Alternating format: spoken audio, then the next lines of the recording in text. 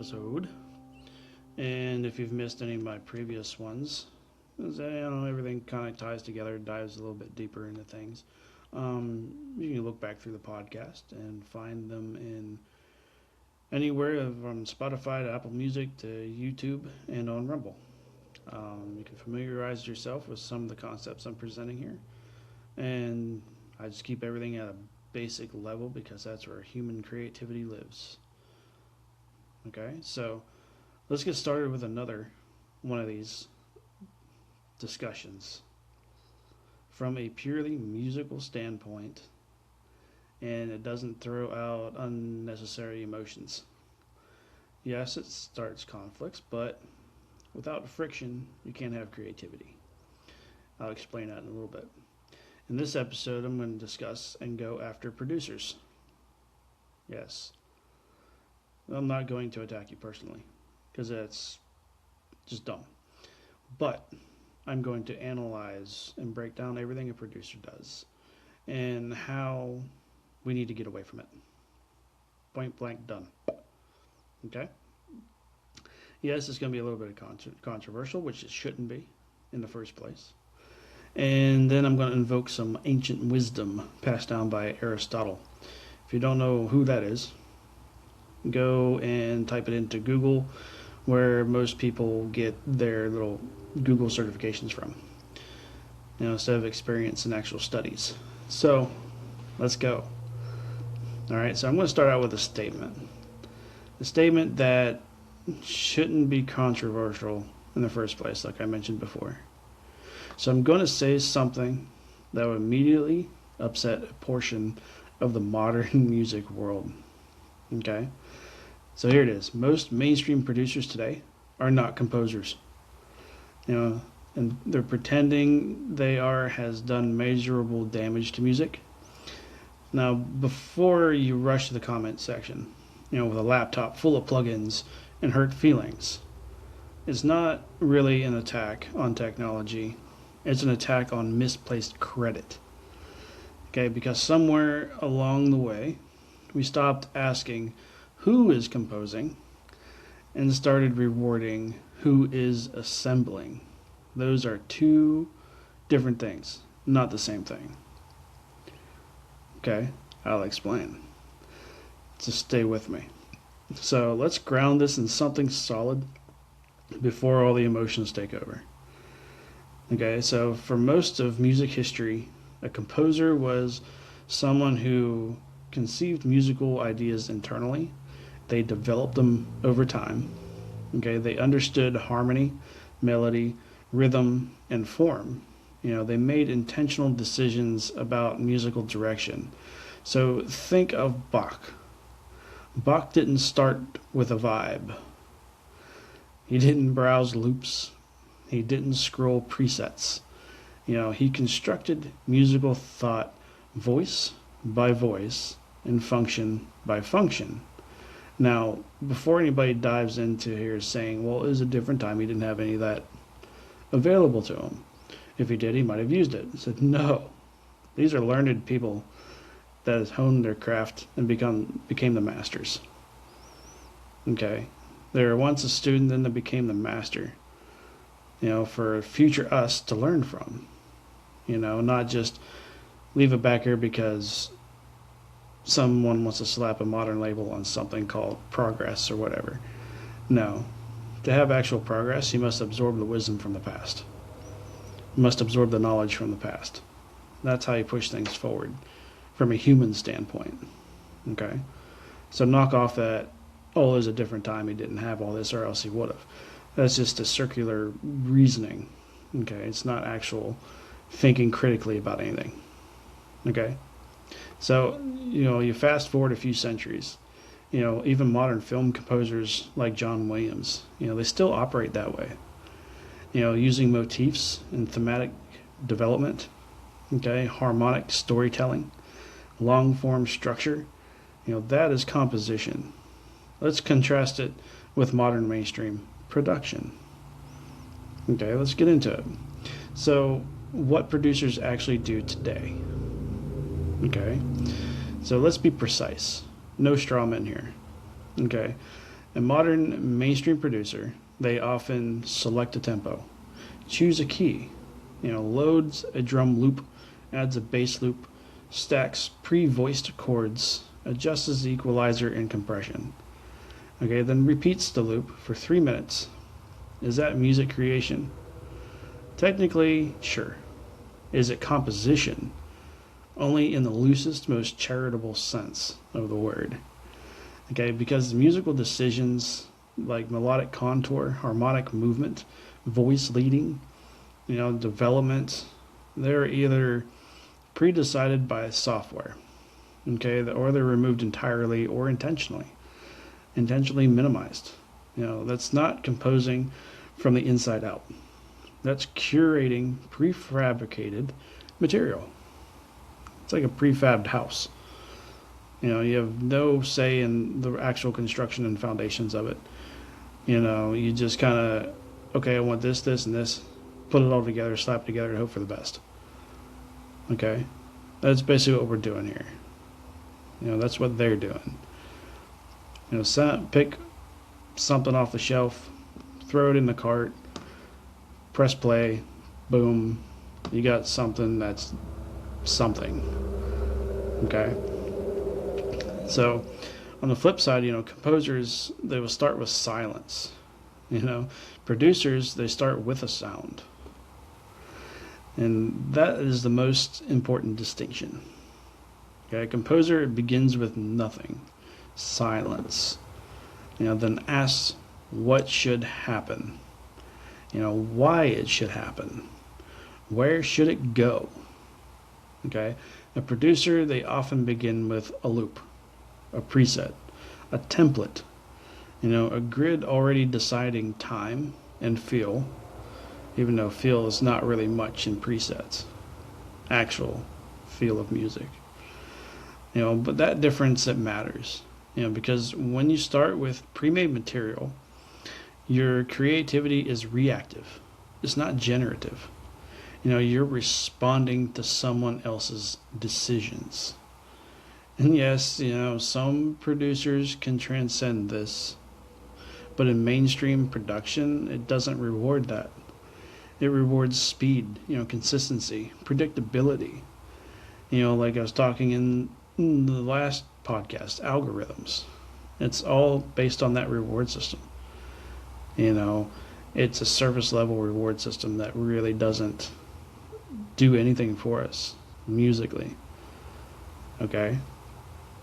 So, when I said I was going to invoke ancient wisdom and bring up Aristotle, okay, from his point of view of philosophy of the world and stuff is just kind of timeless, he would have hated loops.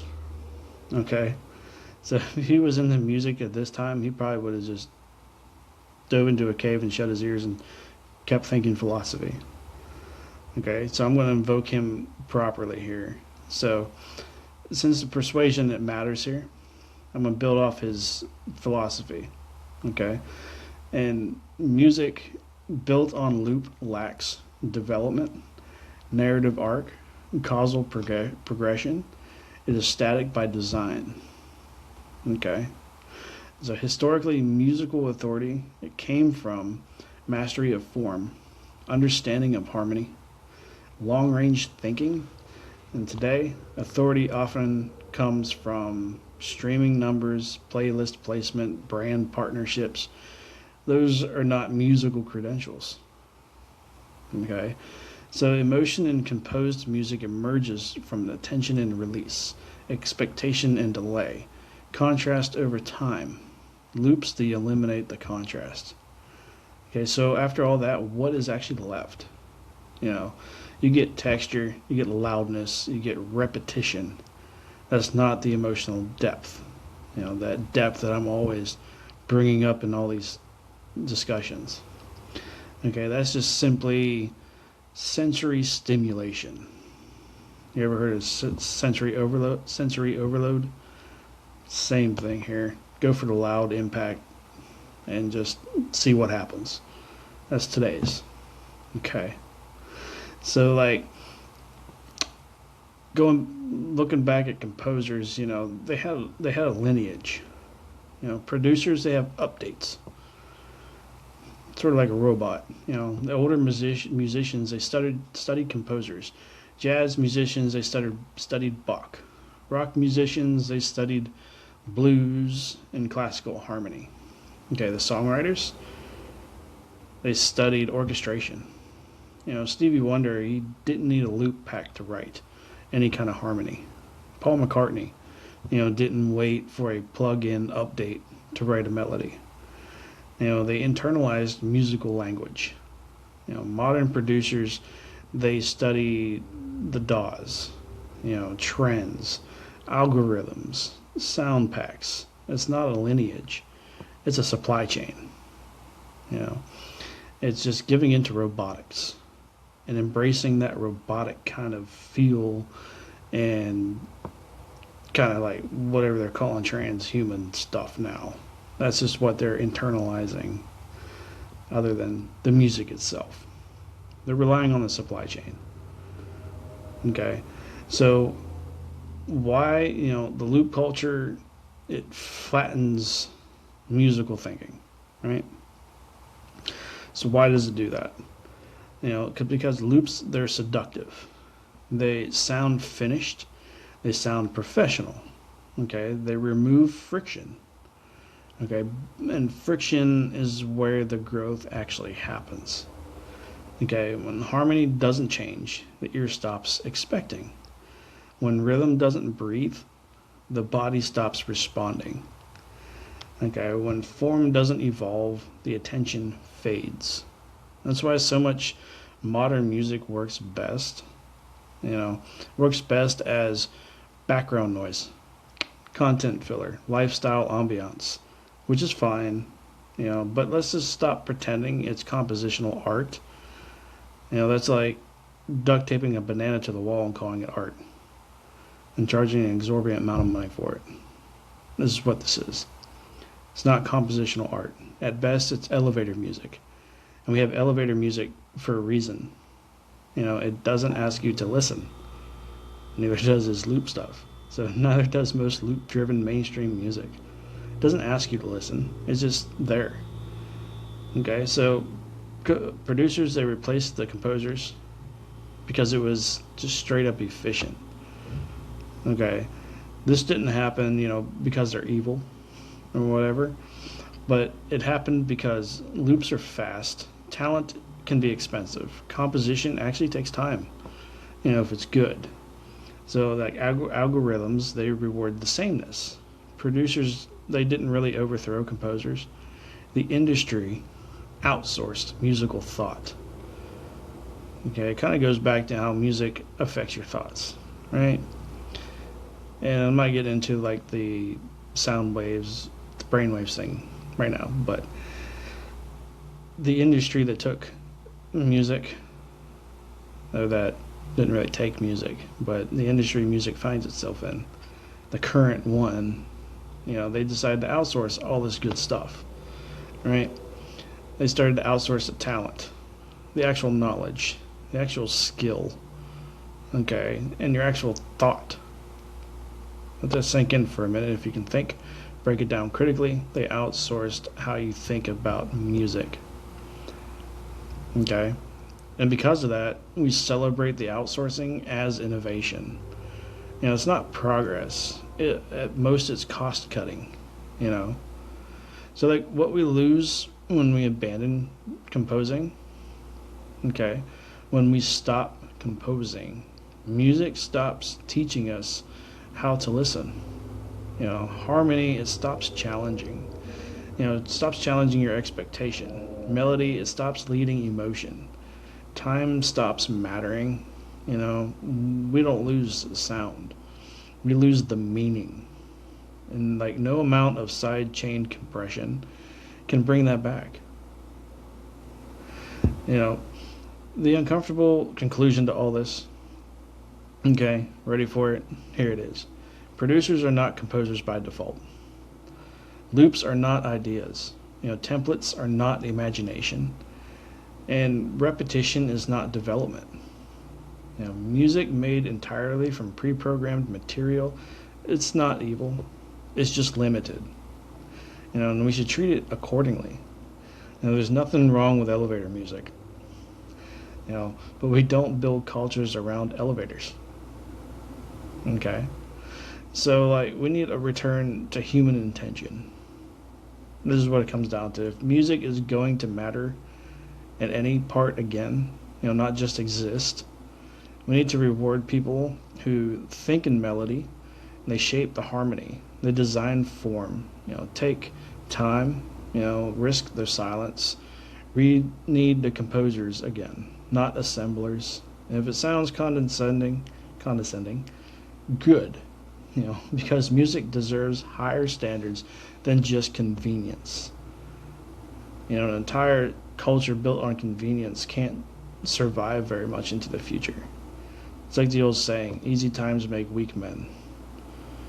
Okay? Doing everything the easy way makes for weak products, weak music. And that's what we're seeing in the mainstream today, is that weakness. Relying on all the technologies. I've discussed technologies in previous ones. Making it the center, making it a crutch of music. It doesn't help anything. It drags everything back down. Relying on that stuff, you get everything's robotic. And who wants to be a robot? There might be some of you out there that want to be. But when it comes down to life and actually experiencing every facet of it and making it count, making your music actually make people feel something, convenience, this is not the way to go. You can fight with me out of emotion, but logically you won't make sense. It doesn't matter. Compare today to actual composers. Okay, it doesn't even have to be a composer from 100 years ago. Take a look at John Williams's stuff in his films, from earlier films and stuff. That's all out of their heads. It's actual knowledge put into practice. Most time that might be hard today, but you got to get there somehow. Think about it and dig into these topics. If you want to know more and have more discussions, I guess, or if you want to come after me, it doesn't matter. But you can find me in Max Music Collective on School. The link will be down in the description. Click on it. Let's have a conversation together. I'm more than willing to talk to you musically. Musically and logically. Okay, so check it out. I'll put the description down there. That's Max Music Collective on School. I'm always there, and we're always discussing. Come join us and check it out. I'll see you next time.